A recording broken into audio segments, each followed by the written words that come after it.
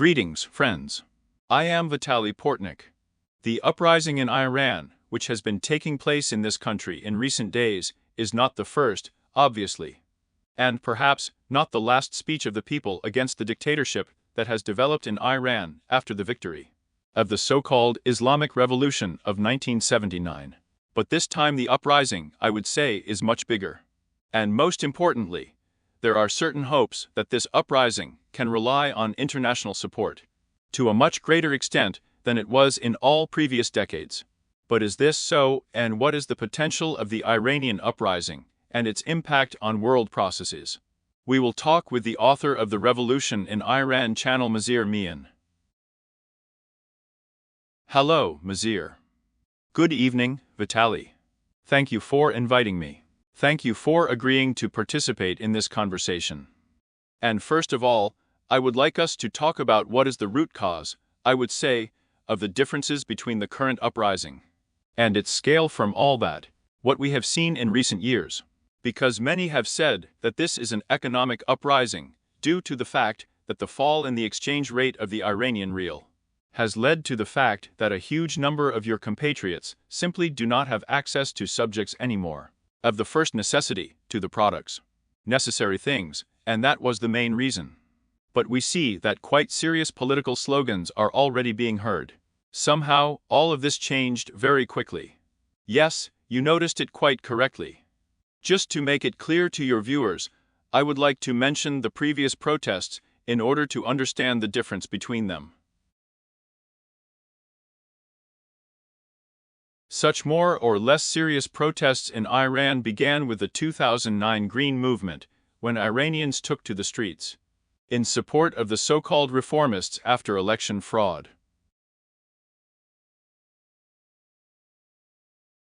In those years, Iranians pinned their hopes on changes and reforms within the regime of the Islamic Republic, and trusted the so-called reformists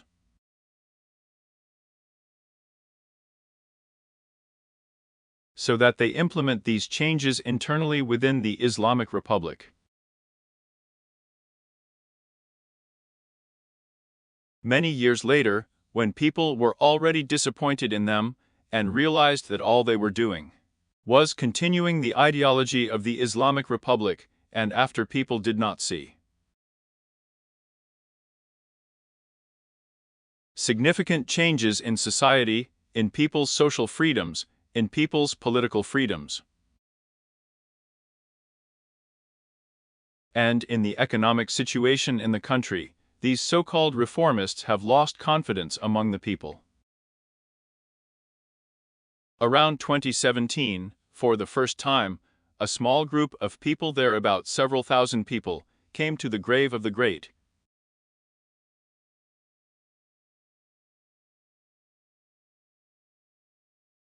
the Shah of Iran, the great Cyrus, was heard there for the first time in history, after the Revolution of '79. Slogans in support of the monarchy. It was in 2017. Then it was such a very limited movement. Gradually it grew, it increased year after year. And in 2022, when the girl Maxwemini was killed there because of the wrong wearing of the hijab, there was also a wave of protests in Iran, which lasted 6 months. The main slogans of the people sounded like demands, still like demands for the regime. That is, a woman, life, freedom. It was the demands of the people from the regime. That is, we want to live, we want freedom. And we want women's rights to be recognized in the country. But at the same time, other slogans sounded. This is the death of the dictator, the death of the Islamic Republic, the death of Haman. Since then, several years have passed too, and today the main difference between these protests is that people no longer declare their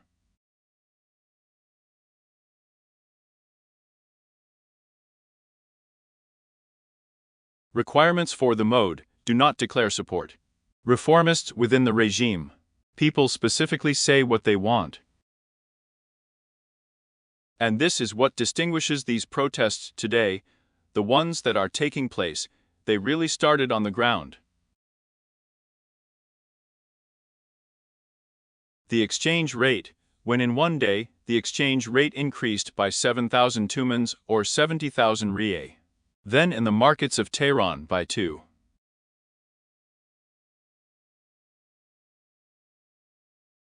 On the first day there were only 2 markets. Small business owners came out to protest.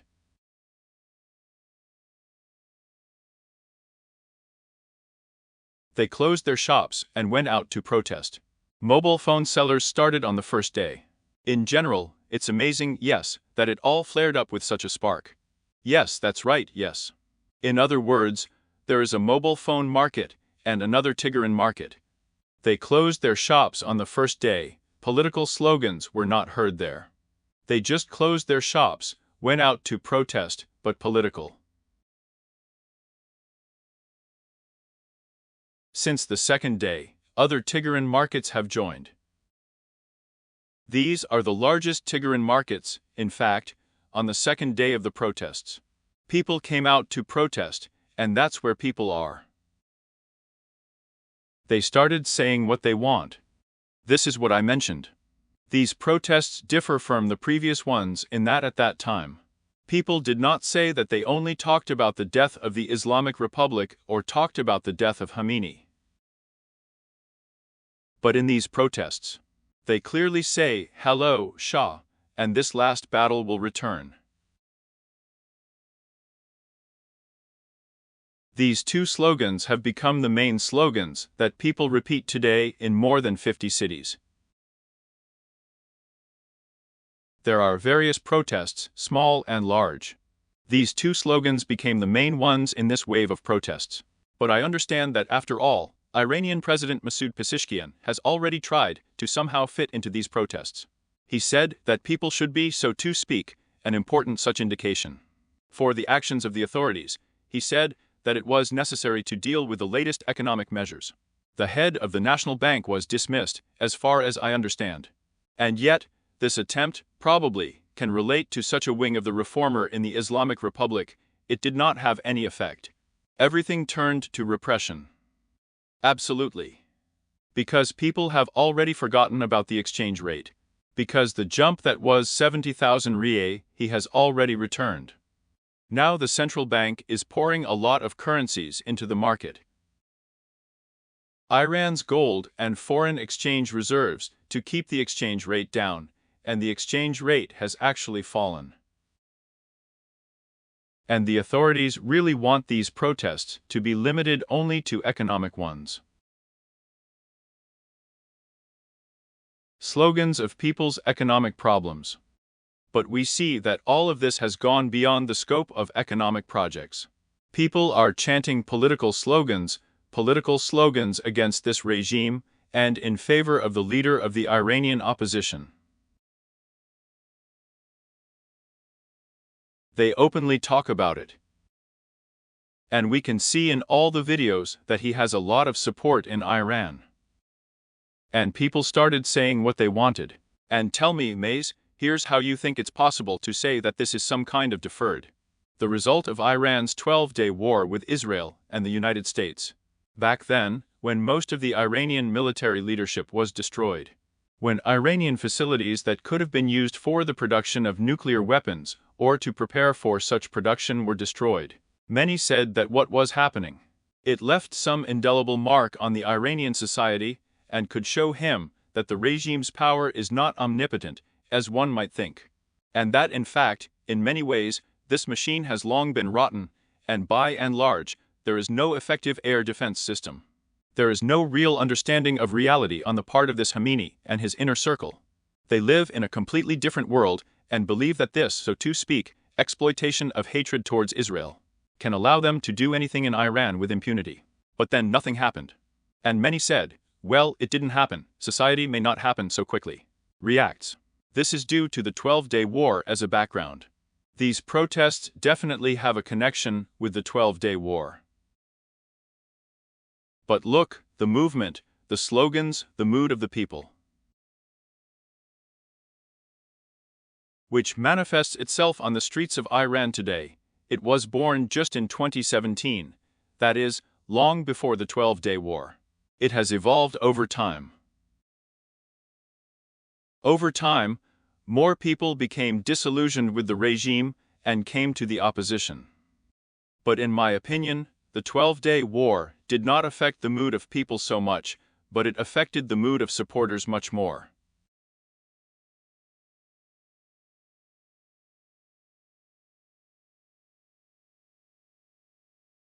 Mode: those who left the regime and joined the opposition. And there are a lot of them. A former editor-in-chief of the Kayhan newspaper, Iran's main newspaper, he supports the prince in opposition today. Very many, just like that. After the 12-Day War, a lot of people who saw themselves in the Republican camp. That is, they rejected the return of the monarchy in Iran. A lot of these people came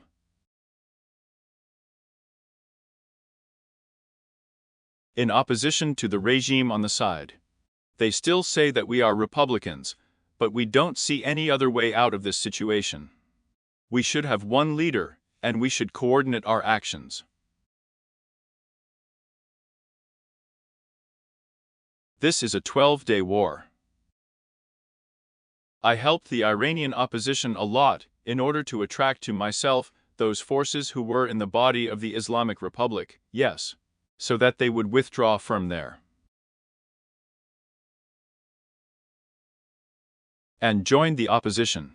But in fact, it is always very important to understand the potential of such a movement. And the potential of such a movement depends very much in countries like Iran, in countries like Russia, by the way, like Belarus, on the cohesion of power structures. Well, because we understand perfectly well, it's not the first time Iranians go out on the street. If the regime's power potential had been weaker, we have seen it well in Ukraine, then he would not have held back a few years ago, I would say. And here there are cohesive power structures that are sometimes more radical than, let's say, the authorities themselves, which they should protect. And here it is very important to understand what the mood is in the core of the guards of the Islamic Revolution. How united are they in general? How ready are they to defend the very idea of an Islamic Republic? Can they falter under the influence of protests? Because it seems to me that this is the defining one. There are no shortcomings of the protesters, but at the same time, there is no shortage of those who are ready to open fire on people. You are absolutely right. I can explain this to you from experience, from the Iranian experience. We will see this split on the last day of the existence of the Islamic Republic. We will see this split on the last day of the existence of the Islamic Republic. As it was in 1979, in the morning, the army issued a declaration of neutrality, and in the afternoon,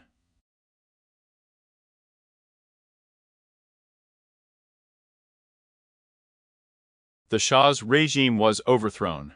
That is, the moment when the security forces among them will split, no more than a day after that the regime will not last.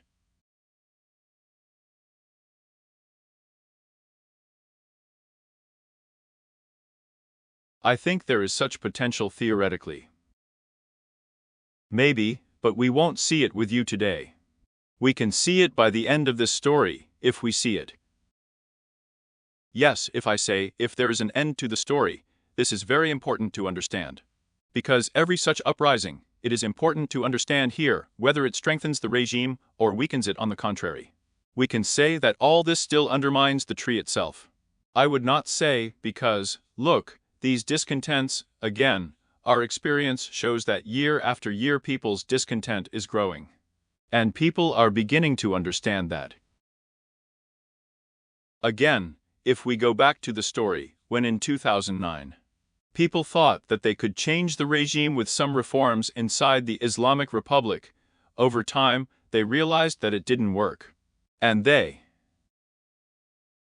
now they want to overthrow the regime. Over time, all these movements, yes, the regime managed to disperse them, suppress them, but every protest movement in Iran left a mark on society.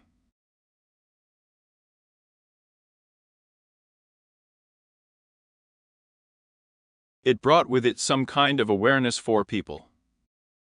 In other words, every time there were protests in Iran, the whole society understood for itself, began to understand, that the problem was not in the economy, the problem was not in political freedoms, and so on.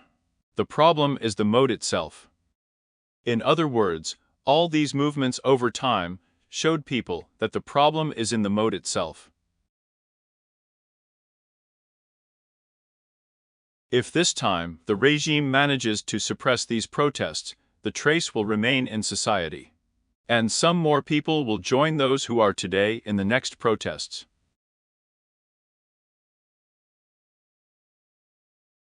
Fighting the regime on the streets of Iran. Donald Trump said today that he is ready to support the protesting Iranians, and that shooting people by the regime will be a red line, and the United States will be ready to help the Iranian people. This is actually an unprecedented statement. No American president before Trump, and Trump himself, by the way, when he was president. Presidents for the first time never said anything like that. And then the question arises, do you believe in it at all? But given Trump's character in general, and the fact that he very often gives us such serious promises that are not fulfilled later, that this time, everything will be different, that there really will be some serious ones. Attacks on people by the Islamic Revolutionary Guard Corps or the police. There will be numerous victims because there are already the first victims. And the Americans will really strike, for example, at the headquarters of Ayatollah Khamenei, or at the headquarters of the Islamic Revolutionary Guard Corps. Is such a development even possible? Indeed, you correctly noted that this is unprecedented. Such support from the United States has always tried not to touch this topic of domestic politics.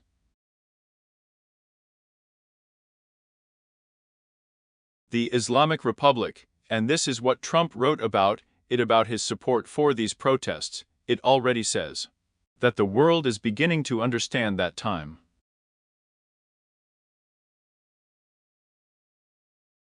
The Islamic Republic ends.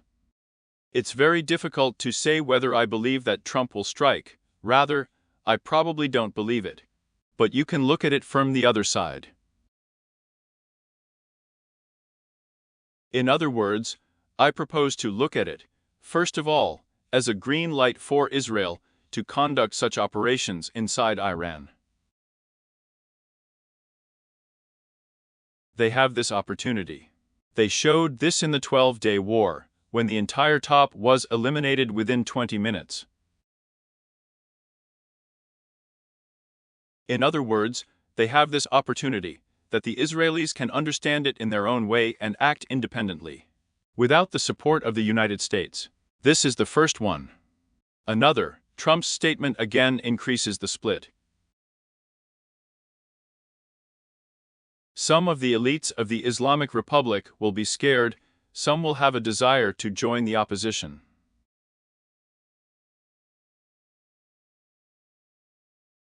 That is, such statements, support of countries such as the USA and European countries, and so on, it actually increases the split among the same security forces, among the generals, among the officials of the Islamic Republic. And this can also help the protesters.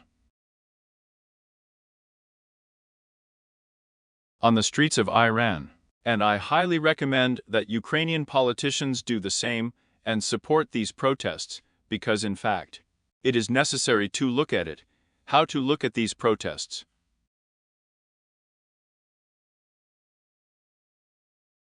As for future allies, that is, in fact, Ukraine's future allies are now fighting the regime that supports Russia on the street. And even more so, they are chanting the name of a person. Prince Reza Pahlavi, who on the 4th or 5th day of Russia's war against Ukraine wrote an open letter to President Zelensky in support of the Ukrainian people. Therefore, it is possible to build a good future on this basis. Friendly relations between the two countries. But then there is another political feature. It seems to me that we see an axis that really works now. This is the axis of Russia, Iran, Venezuela. Because the Iranian regime supports Nicolas Maduro without hiding it. Russia supports both Tehran and Caracas. And this includes the exchange of technologies, the exchange of military technologies, and the exchange of specialists. By and large, this is all done in order to just undermine American influence. Therefore, there is a big question here: how much at all? The world understands that such a network has already developed, and that it is such a common threat to the interests of the democratic world. Because, by and large, in fact, we see a situation where Americans have to deal with this global threat. Maybe they themselves. They don't realize it themselves, but this is already a real global threat. If we still notice China behind all these countries that are friendly to them, then this is true in Asia, Latin America, and Europe. There are countries that are ready to challenge the United States and stand in solidarity with each other, despite all the American sanctions. Yes, that's right. I completely agree with you. And I think that in the case of Iran, this threat has existed for a very long time, and such people in the Trump administration, like Marco Rubio, understand perfectly well what kind of threat this is. Marco Rubio, ever since he was in the Senate, he is very knowledgeable on the issue of Iran.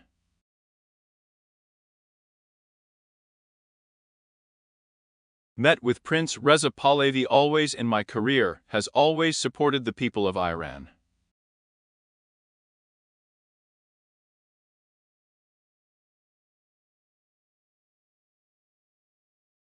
I am not ready to say about Russia.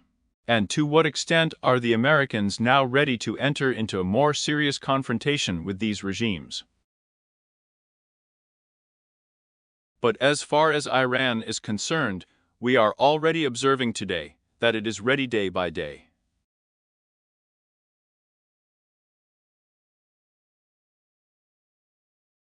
This means that they have taken another step forward in support of the Iranian people and against the regime of the Islamic Republic. At least at the level of a statement, but this is already a lot. Yes, that is, there is already a statement. This is already a step forward. And tell me, Matyar, here are the leaders of the Islamic Republic and the Secretary of the National Security Council, Alayla Rijani and Foreign Minister Basaraki. They made just bellicose, harsh statements against the United States. It was even said that American facilities around the world would now be legitimate targets for Iranian attacks, which also did not sound such a warning at all. Why was such a harsh tone chosen? They could have been more cautious about the situation, again, knowing Trump and his emotionality and unpredictability. You would be more careful in this situation. They can't be more careful because that's what they're most afraid of. They're afraid of losing power. Look, if Israeli strikes and American strikes alone cannot solve the issue of the Islamic Republic.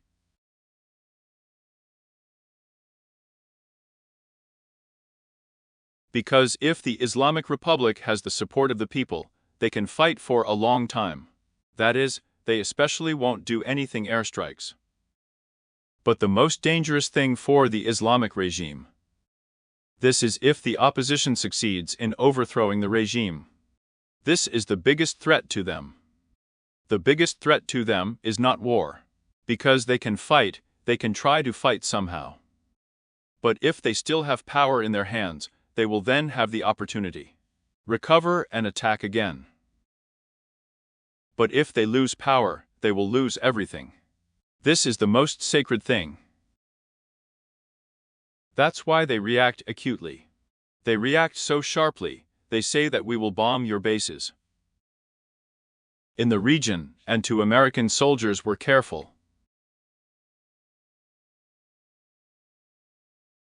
That's how most of them wrote it. But that's because that's what they're most afraid of. They are afraid of losing power. They are afraid that the people will overthrow their regime. Well, here's another interesting thing. More recently, Trump was very cautious about the change of power in Iran during the 12-day war, when, by and large, Israeli Prime Minister Benjamin Netanyahu declared the idea that it was necessary to change the Islamic regime, that this war is not with the Iranian people, but with the regime of the Islamic Republic, anti-Israeli. Trump was much more cautious. He says that there is no need to touch the regime, you just need to deprive it of its nuclear capabilities, and that's all. And now these are much more serious statements, but maybe this is the result. Also, the fact that Trump recently met with Netanyahu. Maybe Netanyahu convinced him that the whole point is the existence of the regime, that as long as this regime is in power, nothing good will happen for America. Well, look, Donald Trump is not the most consistent president in history, yes. Because indeed his positions are changing. But as far as Iran is concerned, we need to look at the development of events as it was. When Trump came to win the US election, the first thing he offered the Islamic regime was negotiations. Let's negotiate. In other words, he first suggested that they agree on topics. This is the proxy of the Organization of the Islamic Republic in the region, the missile program, the nuclear program. He invited them to talk about it and negotiate. I knew that there would be no result from this. The Islamic Republic refused Trump these days. In fact, they met 5-6 times, but nothing happened for these negotiations. Therefore, Trump realized that nothing would come of it. After that, there was a blow to the nuclear program. After the strike, Trump once again invited the Iranians to enter into negotiations and negotiate on the same points. The Islamic Republic has once again refused, and this time in a tougher form, that we were allegedly attacked. And we will not hold any negotiations. And Trump can be understood, because he wanted to resolve this issue with negotiations, so that the Islamic Republic would surrender all its trump cards to Trump. I repeat once again, the nuclear program, the missile program. The Islamic Republic has refused the program and proxies in the region. And Trump is left with nothing but a more serious confrontation. Of course, he hopes for Trump's statement, this is a very difficult question. Again, it might not do us their own, it could be Israel, and the United States can act in the defense of Israel. In other words, they can participate not in the attacks themselves, but then defend Israel. Yes, the Islamic Republic will begin to respond to these attacks. That is, when there are missile attacks, the United States will come out to defend Israel. One of my Russian colleagues today drew attention to the fact that in your country, but for Russia, it is especially relevant against the background of the bans that are systematically introduced there every day, that in your country almost all messengers are banned. Social networks, restrictions on the internet. Nevertheless, it has never been a panacea for protest. This is how people organize in conditions when there is nothing. Perhaps there is no real way to contact. Restrictions in Iran have existed, one might say, since 1979 on everything. At first it was videotapes. Then the first wave of immigration from Iran, which left after the Islamic Revolution. They lived in the United States and recorded videotapes, sent it all to Iran. And people watched them. And then videotapes were banned in Iran. They directly broke into houses with a search, took them away. Videotapes and so on. After a satellite TV appeared, the same was the ban on satellite TV. The security forces broke into the houses, took all these devices there, and so on. Then the internet appeared. They started fighting with the internet in the same way and blocked all social networks. But people found videotapes in the same way as they did then, and then somehow found these satellite TV sets. In the same way they got out of this situation. Now there are a lot of VPNs in Iran, and people are buying them, and they already have access to the internet. But here is the IRG, the Islamic Guard Corps. I decided to make more money on this topic. Therefore, a lot of these VPNs are the production of the IRG itself. They sell these VPNs to the people. Because according to statistics, 70% of Iranians use VPNs. A big figure is several tens of millions of people, so there is demand, and the IRG is happy to sell these VPNs to these several tens of millions of people. That is, in fact, they circumvent their own prohibitions, one might say, independently. But he earns money on it. Well, here's the development of the situation. How do you see it? Will the protests increase, or will it go down at some point? Are we at the peak or just at the beginning? It's very difficult to predict. If we look at the experience of previous protests, we see that in 2017, they lasted for several days. In 2019, they lasted for several weeks. In 2022, they lasted almost 6 months. And today, we see that they are only expanding. If this trend continues, we will see very large-scale protests that have the potential to last for several months.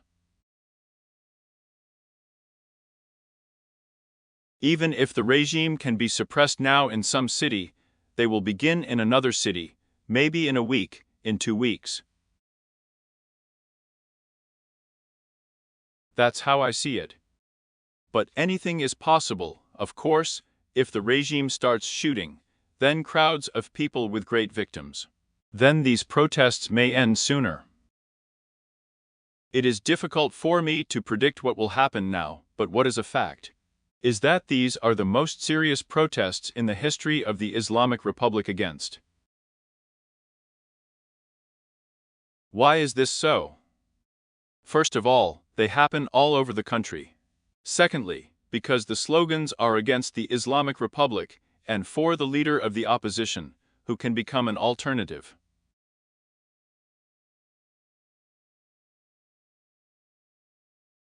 After the Islamic Republic.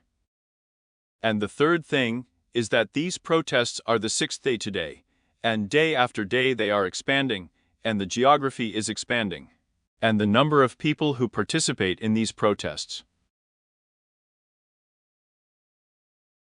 Plus, there is international support, yet in words, but it's there, a move that Donald Trump is a serious step, a serious statement.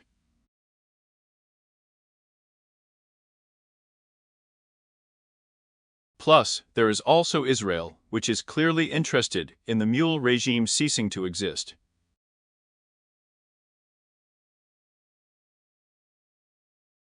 I think that if they are reasonable people, I think they are.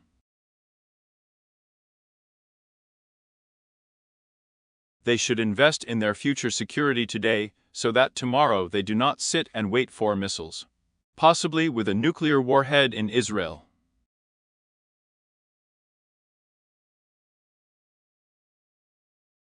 But does the accusation in connection with Israel affect the chances of the protest movement itself?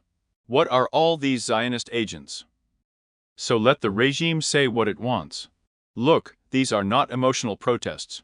These are protests that have been accumulating for years inside every person who has come out. Yes, we can say that if this is some kind of emotional movement, a person became ill there today, he went out on the street and shouted. Yes, indeed, he can accept such accusations and think about it.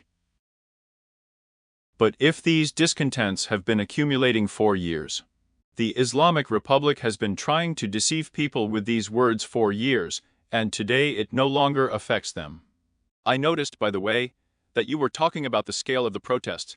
I saw that people attacked the security forces. One might say, responded to the security forces. And Qom is the holy city of the Iranians. It is one of the most conservative strongholds of the Islamic Republic. It turns out that there can also be such a big protest potential in this city. It was a revelation for me, to be honest. For me too, it was a surprise. And we need to understand what a godfather is. The city of Qom is the city where the Swedish religious shrine is located, and plus there is a historical school in this city, where all the moles study. In other words, all these ayatollahs that we see, including Khamenei, and other mules who hold the highest positions in the Islamic Republic, they study in the city of Qom. There are a lot of students who live there, come from other cities, even from other countries, from Iraq, a lot of students come there. In other words, it has always been such a religious city, which has always supported this regime. Plus, we also need to understand that in 1979, serious protests against the Shah began in this city, when there were protests in the city of Qom. Today, when both yesterday and today, when I see these videos, in which people after 47 years are chanting, "Long live the Shah" in the city of Qom, it is, of course. This, of course, is something. It is interesting, which will need to be studied, how it happened that in the city of Qom, people came out to these protests and also chant. Do you think the Iranian authorities still have the potential to return? What has been done at all as a result of this war with Iran's nuclear potential? If you succeeded, by the way, a good question. Well, I don't have any insiders here. I look at what is in open sources. And I think that at least for the moment, managed to stop the nuclear program. I doubt that those 400 kilograms of enriched uranium are 60%. I doubt they were destroyed, they are somewhere underground, but the nuclear program of the Islamic Republic was damaged, but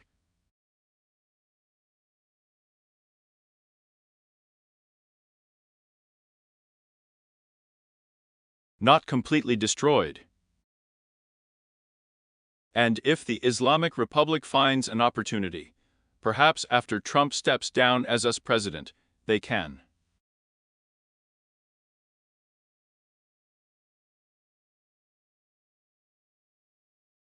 restore this program.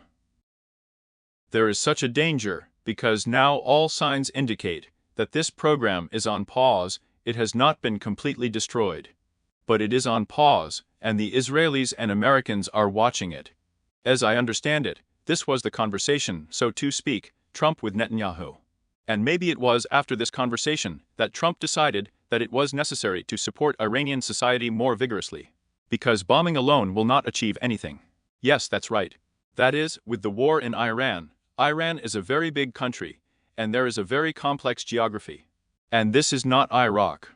This is a much more complicated country in every sense, both in geography and in the people who live there.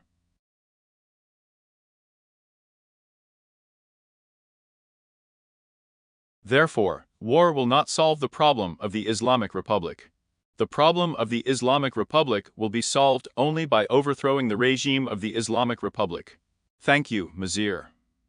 Let me remind you that today we talked with the founder and author of the Revolution in Iran channel, Mazir Mian, about the recent events that it happens in his country, which has such a revolutionary character. We wish success to your compatriots in the fight against tyranny, because the fight against tyranny is always a common cause, as you know. One tyranny collapses, it becomes easier for people to fight other authoritarian regimes, it becomes easier to fight other dictatorships, which, as we see, is successfully uniting, while the democratic world does not really understand how it can achieve real and not declarative unity. And you, friends, please subscribe to this channel, like it, comment, so that as many people as possible can see this broadcast. And also find out what is happening in Iran now. These are very difficult days for Iranians. Let's say goodbye to you. Thank you. Mazir, this broadcast was held for you on the Portnikov channel. Arguments by Vitaly Portnikov. Peace be with you, gentlemen. Good luck.